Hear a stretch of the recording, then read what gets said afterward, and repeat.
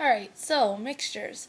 All mixtures contain two or more pure substances which have their own distinct properties, some of which may be hidden. Okay, so a homogeneous mixture, these are mixtures which look as though they have only one set of properties. The blended mixture has equal amounts of both substances, and all parts of the mixture are the same.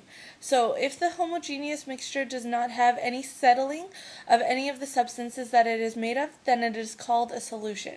Solutions occur because each particle slips between each other particle evenly, and is evenly distributed through the entire mixture. Heterogeneous mixtures, if there are two or more materials that are visible within a mixture, then it is called a heterogeneous mixture. The properties of the pure substances in the heterogeneous mixture are not hidden. So we can definitely see that there are two distinct pure substances in there, and that we can tell what their properties are. In between mixtures is where a heterogeneous mixture in which the particles settle slowly after mixing, and it is called a suspension. So for example, orange juice, right? If you leave orange juice out for too long, or not out for too long, but if you leave it sitting for too long, you'll get the pulp at the bottom. That's why you always have to shake it before you drink it. A heterogeneous mixture in which the particles do not settle at all is called a colloid. For example, fog is like that. So to disperse the particles for a longer period of time, an emulsing agent like a protein is used to form an emulsion. So mayonnaise contains eggs, and the eggs are the emulsifying agent within mayonnaise. And if there were no eggs in mayonnaise, then everything that's within mayonnaise would just separate out, and it would become a mechanical mixture.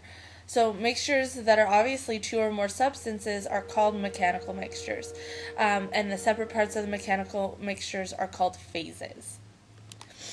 Now, a solution is formed by mixing two or more materials together in a process called dissolving. Dissolving occurs because of the attraction between particles. So there may be a stronger attraction to the particles of the other substance than to the particles of the same substance.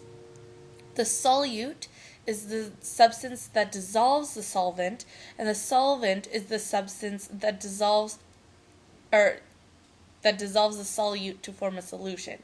Alright? So soluble means to be able to be dissolved in a particular solvent. Solutes and solvents cannot be gases or liquids. They cannot be solids, though.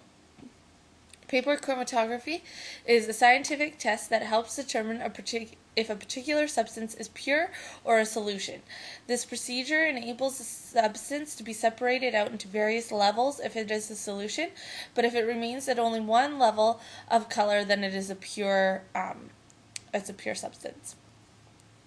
Now, when we look at separating mixtures, so when fluids are used to make solids flow, the solids are later need to be recovered. The separation methods are designed to take advantage of the unique properties of the substances that have been mixed.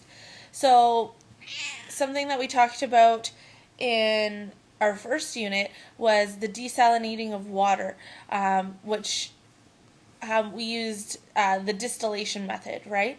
The desert tent method, which is something that I got you guys to repeat over and over again, is much like distillation. It is inexpensive, but it is slow, and it is only practical in areas which receive a lot of bright sunlight. Desalination plants along the Red Sea use a lot of energy, and they are very expensive to operate. All seawater contains salt of varying amounts, which is something we learned again in our first unit, and it varies from place to place. So the Dead Sea has the highest concentration of salt within its water. And these desalinating water is the process of getting the salt out of the water. Alright, so the process of removing water from a solution is called dehydration. The solvent, which is in the water in most cases, is separated from the solution by means of evaporation. Distillation is a separation method which allows all of the liquid factors of a mixture to be separated from each other and collected independently. Again, distillation is something that we talked about in our very first unit. And next we're going to talk more about separating mixtures.